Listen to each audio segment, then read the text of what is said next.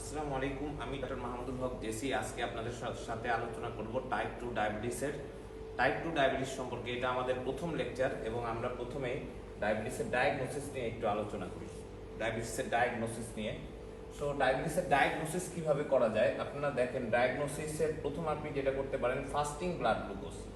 যদি কারো fasting blood glucose more than 7 millimole পার লিটারের বেশি হয়, তাকে আমরা ডায়াবেটিস হিসাবে ডিফাইন করতে পারি। ফাস্টিং বলতে বোঝায় no calorie intake for at least 8 hours, অর্থাৎ 8 ঘন্টা পর্যন্ত আপনি কিছুই খেতে পারবেন না। 8 ঘন্টা পর্যন্ত যদি আপনি কিচ্ছু না খান, তখন সেইটা হচ্ছে ফাস্টিং। আরেকটা কন্ডিশন, আরেকভাবে ফাস্টিং করা যায়, সেটা হচ্ছে একজন রাতে খাবার খেলো, ধরেন সে রাত 10টায় খাবার খাইছে, এরপর সে কোনো আর ফুড ইনটেক করে নাই, অল্প পরিমাণ পানি অ্যালাউড, কিন্তু অন্য কোনো খাবার সে ক্যালোরি ইনটেক করে নাই। সারা রাতে সে কোনো ক্যালোরি খায় নাই, রাত 10টায় খাবার খাইছে বা 11টায় খাবার খাইছে এবং মর্নিং সকাল 8টা-9টার দিকে ব্লাড দিছে।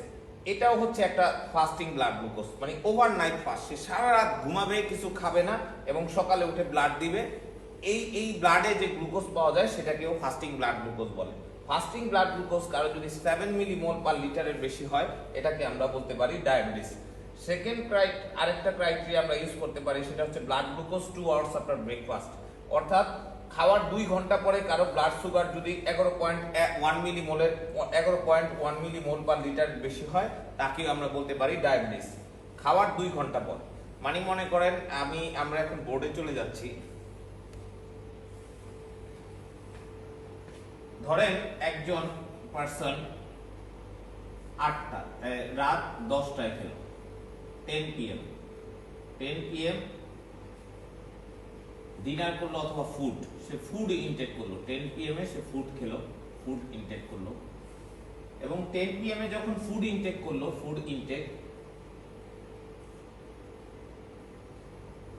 এরপর নাইট, সারা রাত সে কিছুই খাবে না, হোল নাইট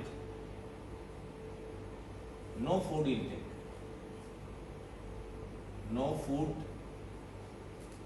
সারা রাতে সে কোনো খাবারই খাবে না, ঠিক আছে?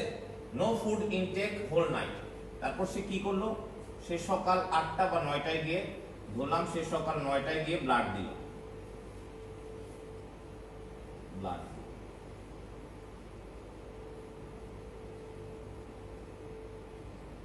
এই যে সকাল 9টায় গিয়ে সে ব্লাড দিল, এই সকাল 9টার ব্লাডে যে সুগার পাওয়া যায় সেটাকে বলে ফাস্টিং ব্লাড সুগার। এই ব্লাডে যে সুগার, সেটা হচ্ছে ফাস্টিং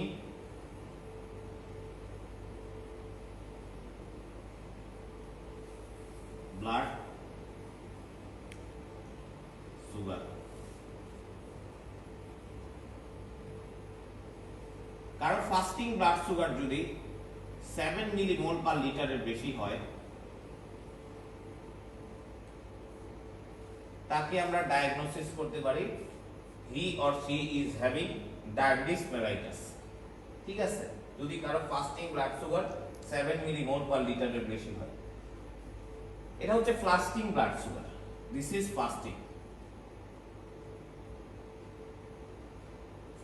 ব্লাড সুগার। এরপরে সে নাস্তা খেলো, এরপরে মনে করেন ব্লাড দিল, সে ব্লাড দেওয়ার পর সে ব্রেকফাস্ট করলো।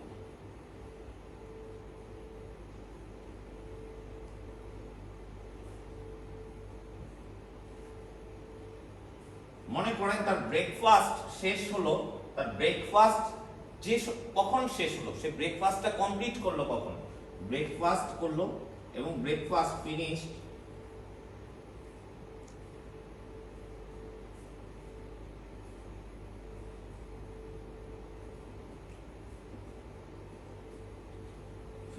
at 9:50 AM, অর্থাৎ সকাল 9:15-তে তার ব্রেকফাস্ট শেষ হলো, অর্থাৎ সে খাওয়া শেষ হলো। সে নর্মাল যে ব্রেকফাস্ট করে এরকম, এই যে 9:15-তে তার খাবার খাওয়া শেষ হলো, এই সময় সে এই 9:15 থেকে এই যে সময় তার ব্রেকফাস্টটা শেষ হবে, সেই ব্রেকফাস্ট শেষ হওয়ার পর থেকে এক্স্যাক্টলি 2 ঘন্টা পর, exactly after 2 hours after 2 hours, breakfast finish করার পর থেকে এক্স্যাক্টলি আফটার 2 আওয়ার্স অর্থাৎ 2 ঘন্টা পর সে আবার ব্লাড দিবে। অর্থাৎ 9টা 15 থেকে 2 ঘন্টা ধরলে কত আসে? 10টা 15, 11টা 15। সে 11টা 15তে আবার ব্লাড দিবে, সকাল 11টা 15তে। এই যে 11টা 15তে সে ব্লাড দিল, এই 11টা 15তে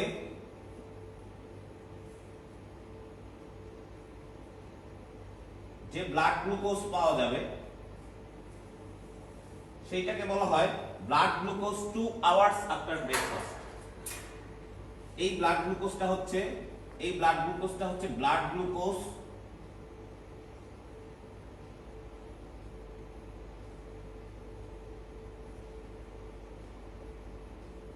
2 আওয়ার্স আফটার ব্রেকফাস্ট।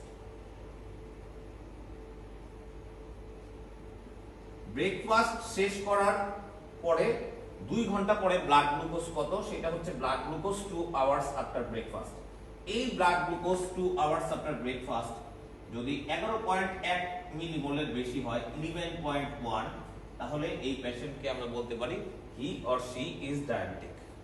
যদি blood glucose 2 hours after breakfast 11.1 মিলিমোলের পার লিটারের বেশি হয়, 11.1 মিলিমোল পার লিটার, তাহলে আমরা এটাকে বলতে পারি পেশেন্ট ইজ হ্যাভিং ডায়াবেটিস।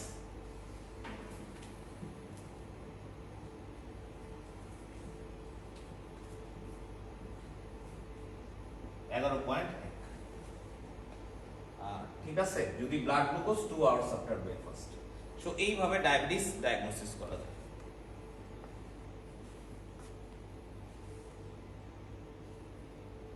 আরেকটা হচ্ছে আপনি ওরাল গ্লুকোজ টলারেন্স টেস্ট করতে পারেন। ওরাল গ্লুকোজ টলারেন্স টেস্ট হচ্ছে, আমরা আবার বোর্ডে চলে আসি। ওরাল গ্লুকোজ টলারেন্স টেস্ট হচ্ছে, আপনি মনে করেন রাত 10টায় খাবার খেয়েছেন, এরপর একই রকম সারা রাত কোনো খাবার খান নাই, no food at whole night, সারা রাতে আপনি কোনো খাবার খান নাই, এরপর সকাল 9টায় আপনি ব্লাড দিয়েছেন। এই সকাল 9টায় যে ব্লাড দিয়েছেন এটা হচ্ছে ফাস্টিং ব্লাড সুগার। এই ফাস্টিং ব্লাড সুগার যদি 7 মিলিমোল পার লিটারের বেশি হয় তাহলে হচ্ছে এটাকে আমরা বলতেছি ডায়াবেটিস। যদি ফাস্টিং ব্লাড গ্লুকোজ বা ফাস্টিং ব্লাড সুগার 7 মিলিমোল পার লিটারের বেশি হয়। এরপর আপনি যেটা করবেন, এরপর এখানে আপনি ব্রেকফাস্ট করেছেন, কিন্তু এই পেশেন্টের ক্ষেত্রে আপনি 75 গ্রাম গ্লুকোজ বা ইকুইভ্যালেন্ট 75 গ্রাম গ্লুকোজ তাকে দিতে হবে।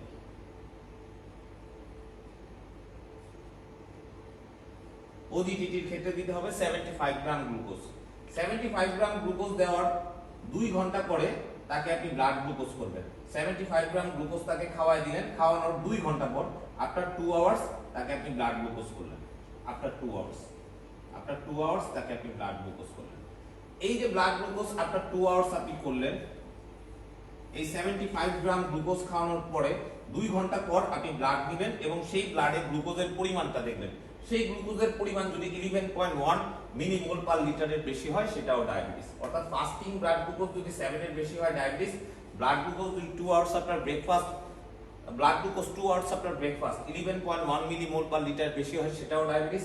আবার ব্লাড গ্লুকোজ 2 আওয়ার্স আফটার 75 গ্রাম গ্লুকোজ লোড, 75 গ্রাম গ্লুকোজ লোড দেওয়ার পরে যদি পেশেন্টের 2 ঘন্টা পরে ব্লাড নেই এবং সেই ব্লাডে গ্লুকোজের লেভেল 11.1 মিলিমোল পার লিটারের বেশি আসে, এটাও ডায়াবেটিস।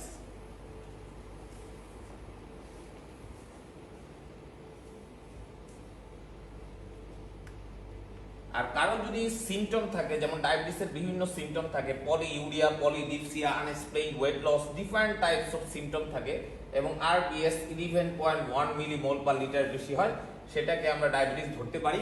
কিন্তু শুধু একটা র্যান্ডম একজনের কোনো সিমটম নাই, তার আরবিএস হচ্ছে 12, তাহলে তাকে ডায়াবেটিস হিসেবে ডায়াগনোসিস করা যাবে না। যেমন একজন পেশেন্টের ধরেন আরবিএস আছে 12 কিন্তু তার কোনো সিমটম নাই, তাকে আপনি ডায়াবেটিস ডায়াগনোসিস করবেন না। তাকে আপনি ফাস্টিং ব্লাড গ্লুকোজ দিবেন এবং blood glucose 2 hours after breakfast, অর্থাৎ খালি পেটে ব্লাড গ্লুকোজ করবে এবং সকালে নাস্তার 2 ঘন্টা পরে তার ব্লাড সুগার কত সেটা সে দেখবে। তো ওইভাবে তাকে আপনি ডায়াগনোসিস করবেন অথবা ওজিটিটি করবেন, যেটাই হোক। এরপর আমরা ডাইরেক্ট পেশেন্টের আলোচনায় চলে যাই। A patient comes to you, একটা রোগী আপনার কাছে আসলো, হিজ এজ ইজ 40 ইয়ার্স, তার বয়স হচ্ছে 40 বছর, বিএমআই হচ্ছে 28, fasting blood glucose 10, serum creatinine is normal, eGFR is 100, serum ART liver function test is normal. এই পেশেন্টের ক্ষেত্রে আপনি কি করবেন? আমরা এই বোর্ডে চলে আসি।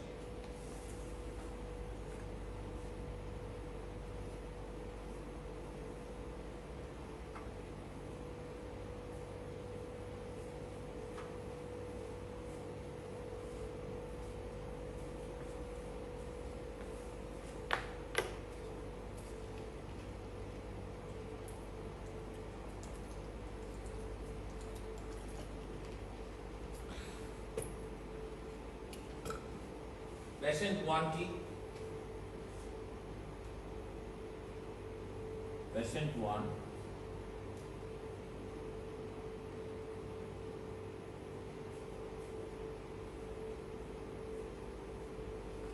Patient 1 হচ্ছে তার এজ কত?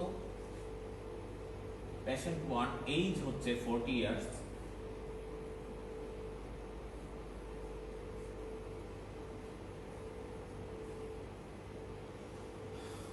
BMI তার body mass index 28, body mass index হচ্ছে 24 এর বা 25 এর নিচে থাকার কথা, তার হচ্ছে 28। বডি মাস ইন্ডেক্স হচ্ছে আপনার weight divided by height square. Weight হতে হবে কেজিতে এবং হাইট হতে হবে মিটারে। Weight divided by height square যদি করেন তাহলে আপনি BMI হচ্ছে weight divided by height square.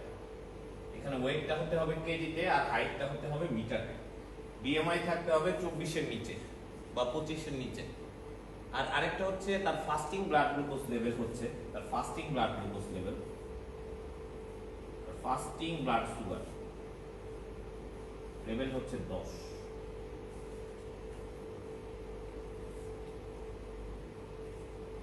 তারপর তার serum creatinine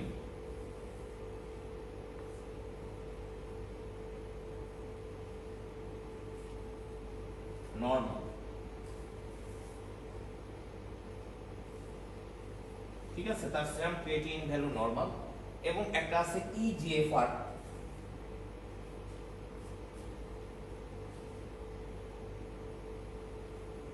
glomerular filtration rate, glomerular filtration rate. এই গ্লোমেরুলার ফিল্ট্রেশন রেট ধরেন এই পেশেন্টের ক্ষেত্রে 100, ঠিক আছে, 100। ইজিএফআর হচ্ছে 100 এবং তার সিরাম এআরটি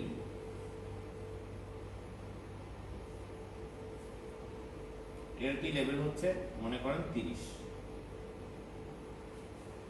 এইখানে এই ইনফরমেশনগুলো দেওয়া আছে, এই ইনফরমেশনগুলো ড্রাগ প্রেসক্রিপশনের জন্য খুবই গুরুত্বপূর্ণ, কারণ ডায়াবেটিসের মোস্ট ইম্পর্টেন্ট ড্রাগ, যে ড্রাগটা দিয়ে ডায়াবেটিসের চিকিৎসা শুরু করা হয় সেই ড্রাগটা হচ্ছে মেটফর্মিন। কিন্তু মেটফর্মিন যখন আপনি কোনো পেশেন্টকে প্রেসক্রিপশন করবেন অবশ্যই তার রেনাল কিডনির ফাংশনটা কি সেটা দেখে নিতে হবে এবং তার লিভারের ফাংশনটা আপনাকে দেখে নিতে হবে। কিডনির কোন ফাংশনটা দেখবেন? একটা দেখবেন তার সিরাম ক্রিয়েটিনিন কত, তার সিরাম ক্রিয়েটিনিনটা লেস দ্যান 1.3 বা 1.4 কিনা, 1.4 মিলিগ্রাম পার ডেসিলিটার থেকে কম কিনা, বা সিরাম ক্রিয়েটিনিন লেভেলটা নরমাল কিনা। আরেকটা দেখবেন হচ্ছে সিরাম ক্রিয়েটিনিন থেকে আপনি ইজিএফআর ক্যালকুলেশন করতে পারবেন। এটা অনেক সময় ল্যাবরেটরি থেকেই ক্যালকুলেশন করে দেন। আপনি দেখবেন তার ইজিএফআর, গ্লোমেরুলার ফিল্ট্রেশন রেট, এটা 60 এর উপরে কিনা। এই পেশেন্টের ক্ষেত্রে ইজিএফআর গ্লোমেরুলার ফিল্ট্রেশন রেট হচ্ছে 100, এই 100টা কিন্তু 60 এর উপরে। যদি ইজিএফআর 60 এর উপরে থাকে, 60 এর উপরে থাকে, এটা মিন্স করে যে আপনার দুইটা কিডনি সুন্দরভাবে ফাংশন করতেছে, খুব সুন্দরভাবে ফাংশন করতেছে। যখন ইজিএফআর 60 এর বেশি থাকবে, তার মানে গ্লোমেরুলার ফিল্ট্রেশন রেট যখন 60 এর বেশি থাকবে, তখন বোঝা যাবে যে আপনার কিডনি সুন্দরভাবে ফাংশন করতেছে। আর গ্লোমেরুলার ফিল্ট্রেশন রেট যখন 60 এর বেশি থাকবে, এই পেশেন্টকে আপনি মেটফর্মিন শুরু করতে পারবেন। কিন্তু গ্লোমেরুলার ফিল্ট্রেশন রেট যদি 60 নিচে থাকে, এই পেশেন্টকে আপনি মেটফর্মিন শুরু করতে পারবেন না। এটা মনে রাখবেন, এটা মোস্ট ইম্পর্টেন্ট। আপনি গ্লোমেরুলার ফিল্ট্রেশন রেট ইজিএফআর আপনাকে দেখতে হবে।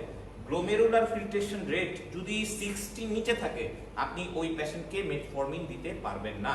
কিন্তু গ্লোমেরুলার ফিল্ট্রেশন রেট যদি 60 এর উপরে থাকে সেই পেশেন্টকে আপনি মেটফরমিন দিতে পারবেন। সুতরাং এই জন্য আমরা প্রত্যেকটা পেশেন্টে ডায়াবেটিস চিকিৎসার আগে তাকে কয়েকটা টেস্ট করে নিতে হবে। তার ফাস্টিং ব্লাড গ্লুকোজ কত, তার blood glucose 2 hours after breakfast কত, তার আরেকটা জিনিস করতে হবে তার HbA1c লেভেলটা কত। HbA1c হচ্ছে 3 মাসের একটা এভারেজ ব্লাড গ্লুকোজ ইন্ডিকেট করে, সেটা আপনারা বই থেকে পড়ে নেবেন। আরেকটা জিনিস যেটা ইম্পর্টেন্ট সেটা হচ্ছে রেনাল ফাংশন। রেনাল ফাংশন খুবই ইম্পর্টেন্ট। রেনাল ফাংশনে আমি করব সেরাম ক্রিয়েটিনিন এবং ইজিএফআর। সেরাম ক্রিয়েটিনিনটা দেখব নরমাল আছে কিনা। সেরাম ক্রিয়েটিনিন যদি 1.4 এর বেশি হয় তাহলে আমি মেটফরমিন শুরু করব না, আর সেরাম ক্রিয়েটিনিন যদি 1.4 এর নিচে হয় তাহলে আমি মেটফরমিন শুরু করব।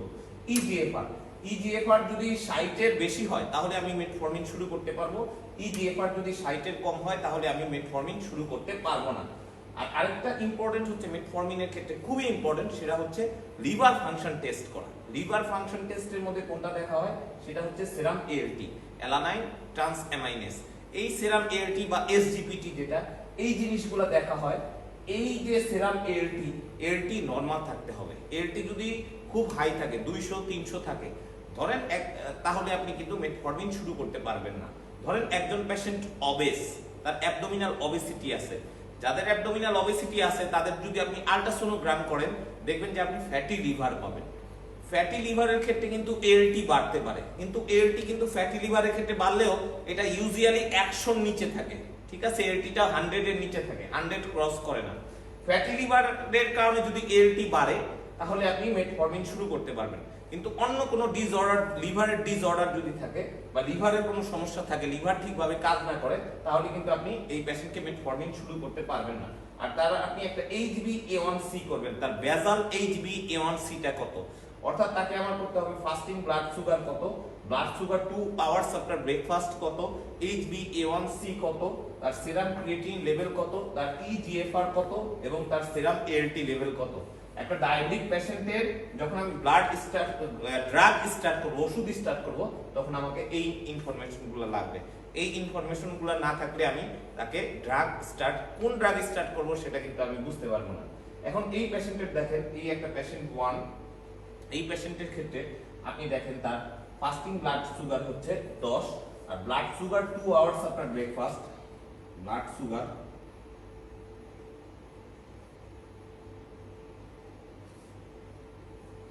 2 hours after breakfast হচ্ছে 16 মিলিমোল পার। ধরেন তার blood sugar 2 hours after breakfast হচ্ছে 16। এই পেশেন্টকে আপনি কিভাবে ট্রিট করবেন? দেখেন এই পেশেন্টকে আপনাকে যেটা করতে হবে সেটা হচ্ছে ডায়াবেটিসের ক্ষেত্রে খুবই একটা ইম্পর্টেন্ট, সেটা হচ্ছে লাইফস্টাইল মডিফিকেশন। ডায়াবেটিসের চিকিৎসা হচ্ছে ডায়েট। তার ডায়েট ব্যাপারে আমাকে কি করতে হবে, চিনি মিষ্টি খাওয়া যাবে না, হাই গ্লাইসেমিক ইন্ডেক্সের ফুড খাওয়া যাবে না, ঠিক আছে। প্রচুর শাকসবজি খাইতে হবে, ফাইবার জাতীয় ফুড খাইতে হবে যেখানে প্রচুর ফাইবার আছে, যেমন কাঁচা ফল বা সবজি এগুলা। তারপর হাই গ্লাইসেমিক ইন্ডেক্সের ফুড, চিনি মিষ্টি এগুলা অ্যাভয়েড করতে হবে। বেশি পরিমাণ ভাত অ্যাভয়েড করতে হবে যেগুলাতে হাই গ্লাইসেমিক ইন্ডেক্সের ফুড আছে। তারপর এক্সারসাইজ করতে হবে, ডায়েট এবং ডিসিপ্লিন যেটা এক্সারসাইজ করতে হবে, অ্যারোবিক এক্সারসাইজ যেমন ওয়াকিং, জগিং, সাইক্লিং এগুলা সপ্তাহে 3 থেকে 4 দিন যেখানে অক্সিজেন আছে, অক্সিজেনযুক্ত এনভায়রনমেন্টে অ্যারোবিক এক্সারসাইজ করতে হবে, মানে প্রতিদিন 30 মিনিট, সপ্তাহে 3 থেকে 4 দিন, ঠিক আছে, অ্যারোবিক এক্সারসাইজ। এবং ওয়েট বেশি থাকলে, যেমন এই পেশেন্টের BMI হচ্ছে 28, সেই ওয়েটটা কন্ট্রোলে আনতে হবে। তার ক্যালোরি রেস্ট্রিকশন করতে হবে, সে হাই ক্যালোরি মানে যে পরিমাণ এক্সারসাইজ করবে তার চেয়ে কম পরিমাণ খাবার খাবে। সাডেনলি ম্যাসিভ ওয়েট লস করবে এরকম না, কিন্তু ওয়েটটা আস্তে আস্তে কন্ট্রোলে আনতে হবে, ঠিক আছে। ওয়েট কন্ট্রোলে আনলে আমরা জানি যে টাইপ 2 ডায়াবেটিসের one of the important mechanism হচ্ছে টাইপ 2 ডায়াবেটিসে আমাদের বডির যে ইনসুলিন আছে সেই ইনসুলিনটা ঠিকভাবে কাজ করতে পারে না, দেয়ার ইজ ইনসুলিন রেজিস্ট্যান্স। যখন সে রেগুলার এক্সারসাইজ করবে, মানে অ্যারোবিক এক্সারসাইজ করবে, তখন কিন্তু ইনসুলিন যেটা আছে বডির সেই ইনসুলিনটা ভালোভাবে কাজ করা শুরু করবে। Exercise, regular exercise increases insulin sensitivity. যখন সে অ্যারোবিক এক্সারসাইজ করবে ইনসুলিনের সেনসিটিভিটি বাড়তে থাকবে। আবার যখন তার ওয়েটটা কমে আনবে, ধরেন 28 যার বিএমআই, সে যদি বিএমআইটা 25 বা 20 করে আনে, তার ইনসুলিন রেজিস্ট্যান্স অনেক কমে যাবে, ঠিক আছে? তার ইনসুলিনটা কিন্তু সুন্দরভাবে কাজ করা শুরু করবে। এগুলো হচ্ছে লাইফস্টাইল মডিফিকেশন বা চেঞ্জেস। আর আরেকটা ফ্যাক্টর হচ্ছে এই পেশেন্টকে আমাদের ড্রাগ শুরু করতে হবে। এখন কোন ড্রাগ আমি শুরু করব? দেখেন, প্রথম ড্রাগ শুরু করার ক্ষেত্রে আপনার প্রথম যেটা লক্ষ্য রাখতে হবে তার ফাস্টিং ব্লাড সুগারটা কত। নাম্বার 1 ফ্যাক্টর যেটা লক্ষ্য রাখতে হবে, এই পেশেন্টের ফাস্টিং ব্লাড সুগার কত। ফাস্টিং ব্লাড সুগার হচ্ছে 10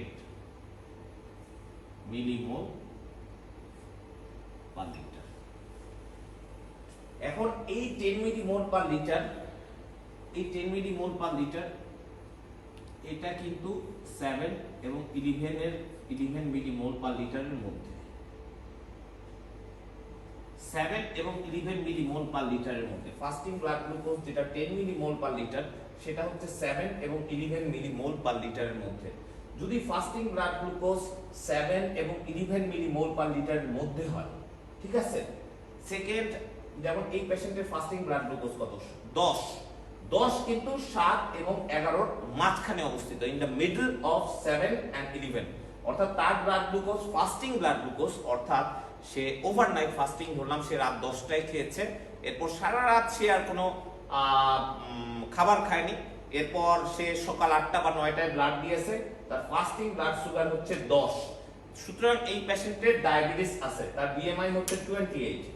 এখন এই যে 10 মিলিমোল, এই 10 মিলিমোলটা কিন্তু 7 মিলিমোল এবং 11 মিলিমোলের মধ্যে অবস্থিত, in the middle of 7 and 11। Simple mathematics. Second যেটা অ্যানসার দিতে হবে, এই পেশেন্টের রেনাল ফাংশন কিরকম, এই পেশেন্টের কিডনি কিরকম কাজ করতেছে। তাহলে এই পেশেন্টের সিরাম ক্রিয়েটিনিন কত?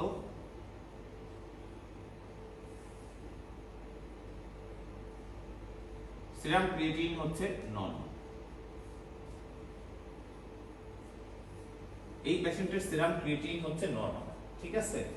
3 নাম্বার কিডনি ফাংশন, আরেকটা যেটা দেখতে হবে সেটা হচ্ছে এই পেশেন্টের ইজিএফআর কত। ইজিএফআর হচ্ছে 100। এই যে ইজিএফআর, সেই ইজিএফআরটা কি 60 এর চেয়ে বেশি কিনা? 100 অবশ্যই 60 এর চেয়ে বেশি। যদি 60 এর চেয়ে বেশি হয়, তার মানে তার কিডনি, দুইটা কিডনি সুন্দরভাবে কাজ করছে। এরপর যেটা লক্ষণীয়, তার লিভার ফাংশন টেস্টের অবস্থা কি।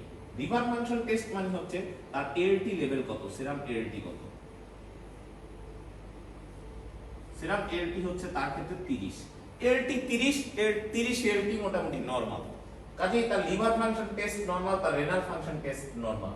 আর তার ফাস্টিং ব্লাড গ্লুকোজ হচ্ছে 7 এবং 11 মিলিমোলের মধ্যে। যদি কারো ফাস্টিং ব্লাড গ্লুকোজ 7 এবং 11 মিলিমোলের মধ্যে হয়, তার রেনাল ফাংশন টেস্ট নরমাল হয় এবং তার লিভার ফাংশন টেস্ট নরমাল হয়, তাহলে আমাদেরকে যে জিনিসটা প্রেসক্রিপশন হবে, তাহলে আমাদের প্রেসক্রিপশনটা হবে এইরকম। তাহলে আমাদের প্রেসক্রিপশন হবে, এখানে দেখেন, এখানে 4টা ড্রাগ আছে। এই 4টা ড্রাগ থেকে যে কোনো একটা ড্রাগ দিয়ে আমাদের শুরু করতে হবে, যে কোনো একটা ড্রাগ। সেই ড্রাগটা কি? 4টা ড্রাগ, একটা হচ্ছে মেটফরমিন আছে, আমাদের গ্লিপটিনস আছে, আমাদের আছে সালফোনাইল ইউরিয়াস এবং ইনসুলিনস। আরো কতগুলা ড্রাগ আছে, পায়োগ্লিটাজন, রোজিগ্লিটাজন। আমি এগুলা এম্পাগ্লিফ্লোজোনিন, এই সমস্ত ড্রাগগুলো আমি এখানে মেনশন করি নাই, ঠিক আছে? আমি এই জিনিসগুলো মেনশন করেছি, এই জিনিসগুলো আমার কাছে ইম্পর্টেন্ট মনে হয়েছে, মানে ইজিলি প্র্যাকটিস করার জন্য। আরো কিছু আছে, ওগুলো আমি পরে আস্তে আস্তে ডিসকাস করব। তো দেখেন, মেটফরমিন আছে, গ্লিপটিন আছে। গ্লিপটিনের মধ্যে আছে 2টা ড্রাগ, একটা আছে সিটাগ্লিপটিন এবং লিনাগ্লিপটিন। সালফোনাইল ইউরিয়ার মধ্যে ইম্পর্টেন্ট সালফোনাইল ইউরিয়া আছে, সেটা হচ্ছে গ্লিক্লাজাইড, আর আরেকটা আছে গ্লিমেপেরাইড। তো এই হচ্ছে মোটামুটি জিনিস। এই 4টা ড্রাগের মধ্যে এই যে 3টা ওরাল ড্রাগস, এই 3টা ওরাল ড্রাগসের মধ্যে এরপরে আছে ইনসুলিন। 3টা ওরাল ড্রাগ যখন ফেল করবে, বা 3টা ওরাল ড্রাগ যখন ফেল করে, প্রথমে আমরা ওরাল ড্রাগ দিয়ে চেষ্টা করব। 3টা ওরাল ড্রাগ যখন ফেল করবে, তখন আমরা ইনসুলিনে চলে যাব। এখন এই পেশেন্টকে কিন্তু আমরা একটা ওরাল ড্রাগ দিইনি। আমাদের ওরাল ড্রাগ কি কি আছে? আমাদের ওরাল ড্রাগ আছে মেটফরমিন, গ্লিপটিনস এর মধ্যে আছে সিটাগ্লিপটিন এবং লিনাগ্লিপটিন, এবং আছে কি সালফোনাইল ইউরিয়াস। তো এই 3টা ওরাল ড্রাগের মধ্যে সবচেয়ে best drug for diabetic patient, যাদের কিডনি ফাংশন নরমাল আছে এবং যাদের লিভার ফাংশন নরমাল আছে, the best drug for initial starting এর সবচেয়ে বেস্ট ড্রাগ হচ্ছে মেটফরমিন। বিকজ কেন মেটফরমিন? ডায়াবেটিসের অনেকগুলো কমপ্লিকেশন আছে। একটা হচ্ছে মাইক্রোভাস্কুলার কমপ্লিকেশন আর একটা হচ্ছে ম্যাক্রোভাস্কুলার কমপ্লিকেশন। মাইক্রোভাস্কুলার কমপ্লিকেশনগুলো হচ্ছে যেমন রেটিনোপ্যাথি আছে, রেটিনোপ্যাথি অর্থাৎ ডায়াবেটিস কিন্তু চোখের রেটিনার যে ব্লাড ভেসেলগুলো আছে সেই রেটিনার ব্লাড ভেসেলগুলোকে নষ্ট করে দেয়। High blood sugar destroyed the blood vessel of the retina. Non proliferative retinopathy, proliferative retinopathy, এটা হচ্ছে একটা মাইক্রোভাস্কুলার কমপ্লিকেশন। আরেকটা মাইক্রোভাস্কুলার কমপ্লিকেশন হচ্ছে নেফ্রোপ্যাথি, অর্থাৎ হাই ব্লাড সুগার যখন থাকে তখন আপনার দুই কিডনি আস্তে আস্তে আস্তে আস্তে নষ্ট হয়ে যায়।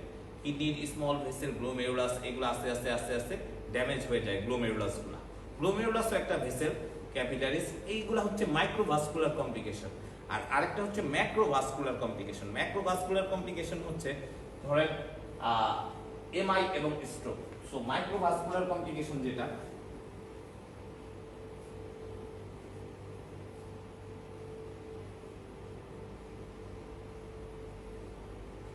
মাইক্রোভাস্কুলার কমপ্লিকেশন একটা হচ্ছে রেটিনোপ্যাথি, আস্তে আস্তে রেটিনা ড্যামেজ হয়।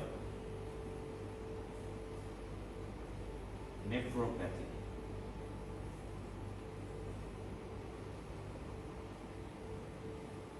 আর ম্যাক্রোভাস্কুলার কমপ্লিকেশন হচ্ছে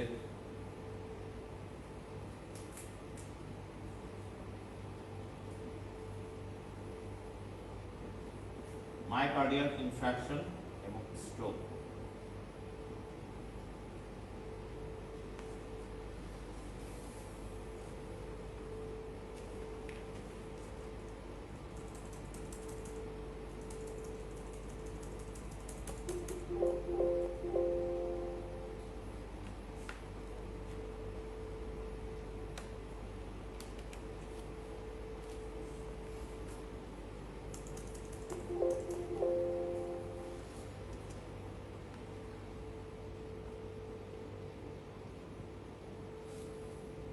তো এই যে দেখেন মায়োকার্ডিয়াল ইনফ্রাকশন কিভাবে হয়, এটা হচ্ছে আমার একটা হার্ট এবং হার্টের সারফেসে এগুলো হচ্ছে করোনারি আর্টারি, ঠিক আছে, this is coronary artery.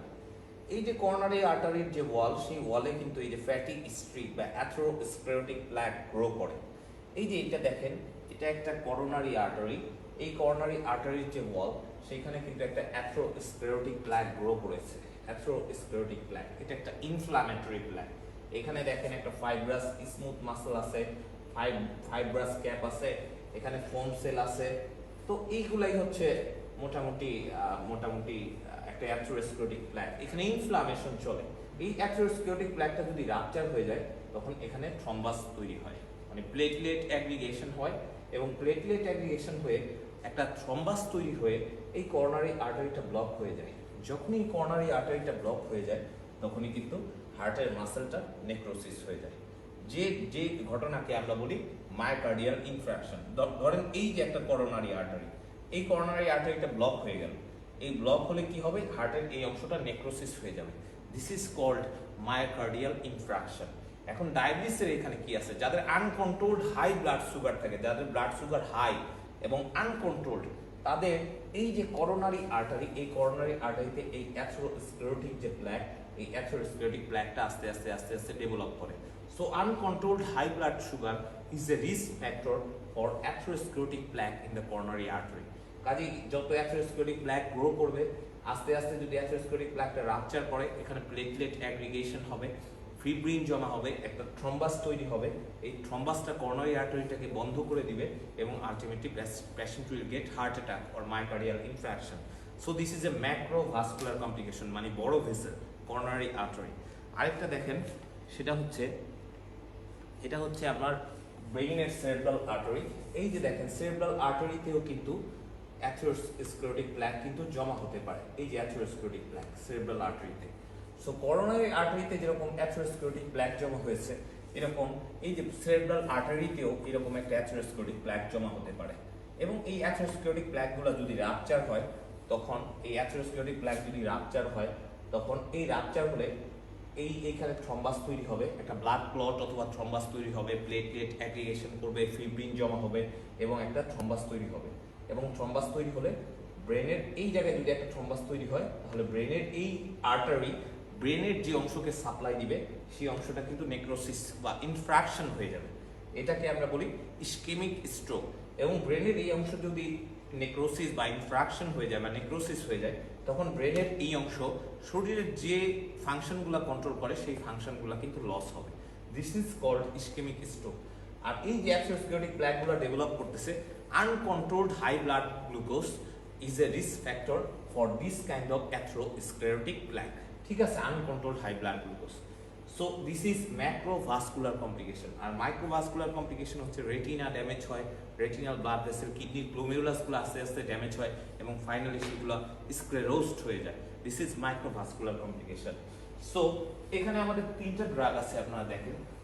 Number 1 is metformin. Metformin এর লোয়েস্ট ডোজ হচ্ছে 500 মিলিগ্রাম, হাইয়েস্ট ডোজ হচ্ছে 2000 milligram.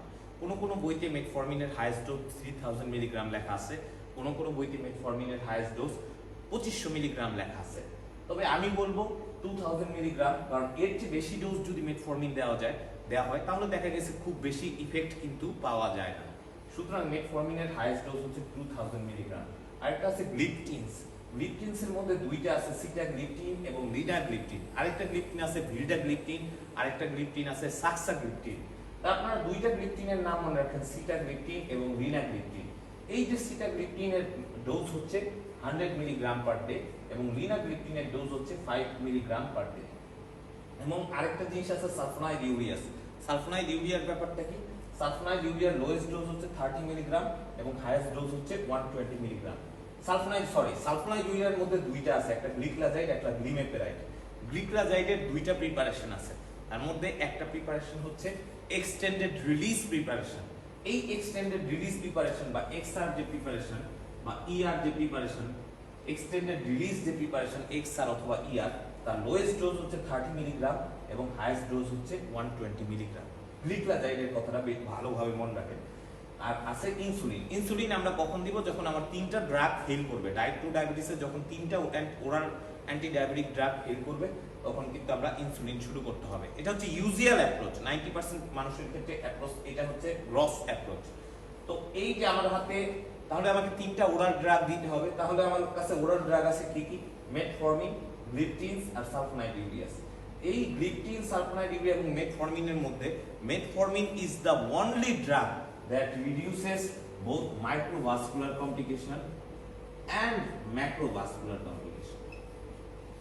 That is the beauty of the metformin. Independent of the blood control of blood sugar level, blood sugar level এর কন্ট্রোলের বাইরেও metformin microvascular এবং macrovascular complication reduce করতে পারে। এবং মেটফর্মিন তার মানে মাইক্রোভাস্কুলার যে complication, retinopathy, metformin retinopathy incidence কমাতে পারে। মেটফর্মিন কিন্তু নেফ্রোপ্যাথির ইনসিডেন্স কমাতে পারে। মেটফর্মিন বোথ রেটিনোপ্যাথি এবং নেফ্রোপ্যাথির ইনসিডেন্স কমাতে পারে। আর মেটফর্মিন ম্যাক্রোভাস্কুলার কমপ্লিকেশন মানে এই যে আমি দেখালাম বোর্ডে, মায়োকার্ডিয়াল ইনফ্রাকশন এবং স্ট্রোক, এই মায়োকার্ডিয়াল ইনফ্রাকশন এবং স্ট্রোকের ঝুঁকি কমাতে পারে। সুতরাং metformin reduces both microvascular complication এবং macrovascular complication. So the best drug to initiate, এখানে আমার তিনটা ড্রাগ আছে, তিনটা গ্রুপের ড্রাগ। এই তিন গ্রুপের ড্রাগের মধ্যে the best drug to initiate for this patient is metformin. যেহেতু এই পেশেন্টের রেনাল ফাংশন নরমাল আছে এবং লিভার ফাংশন টেস্ট নরমাল আছে, সুতরাং তাকে আমরা মেটফর্মিন শুরু করতে পারবো। কারণ আমাদের ডায়াবেটিস চিকিৎসার মূল উদ্দেশ্য হচ্ছে আই প্রোটেকশন করা, কিডনি প্রোটেকশন করা, ব্রেইনের স্ট্রোক প্রিভেন্ট করা এবং পেশেন্টের যাতে এমআই না হয় সেই দিকে আমাদের ব্লাড সুগারটা কন্ট্রোল করা। তো এই জিনিসগুলো অসাধারণভাবে করতে পারে মেটফর্মিন। দ্যাট ইজ ওয়াই আপনি দেখবেন সমস্ত বইতে undoubtedly metformin is the number 1 drug of choice. That's why. So এই পেশেন্টের ক্ষেত্রে আমাকে যেটা শুরু করতে হবে, যদি তার ফাস্টিং ব্লাড গ্লুকোজ 7 থেকে 11 মিলিমোলের বেশি হয়, দেখেন ফাস্টিং ব্লাড গ্লুকোজ 7 এর উপরে গেলে হচ্ছে ডায়াবেটিস। যেহেতু এই পেশেন্টের ফাস্টিং ব্লাড গ্লুকোজ 10, 7 থেকে 3 মিলিমোল পার বেশি, 7 থেকে 11 মিলিমোল পার লিটার, এই পেশেন্টে আমরা যেটা শুরু করব, এই পেশেন্টে আমরা শুরু করব হচ্ছে এই ডোজে। মেটফর্মিনটা খুব হাই ডোজে দিব না, এই ডোজে দিব ট্যাবলেট।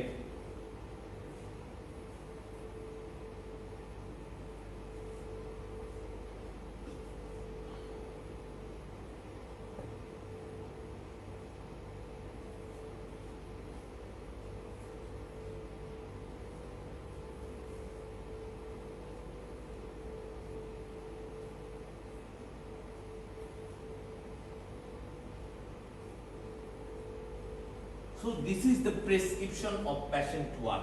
পেশেন্ট 1 এর ক্ষেত্রে প্রেসক্রিপশন হবে ট্যাবলেট মেটফর্মিন 500 মিলিগ্রাম 101 আফটার মিল, অর্থাৎ খাবারের পরে তাকে মেটফর্মিন ট্যাবলেট দিতে হবে।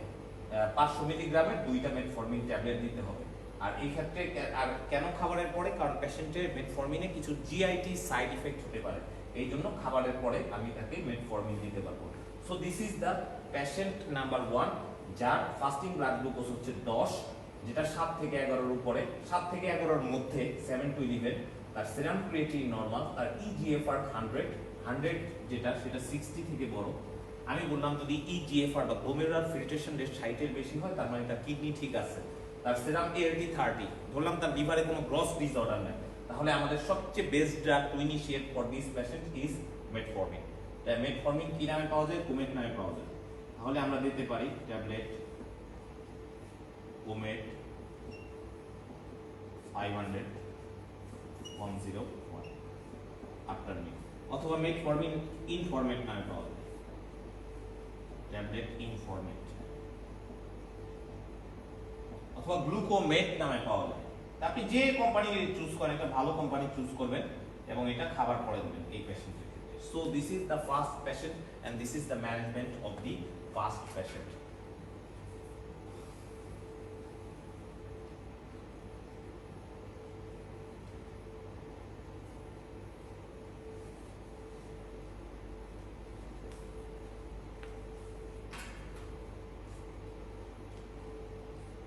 তো আমরা এখানে প্রথম লেকচারটি শেষ করি।